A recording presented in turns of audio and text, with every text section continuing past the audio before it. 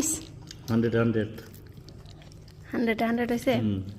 এই প্রথম তুমি আমার মন জয় করলা বিরিয়ানি খাওয়াইয়া, নাহলে তোমার সাদা ভাত নাইলে তোমার সাদা ভাত তরকারিও মজা হয় না, ঠিক আছে?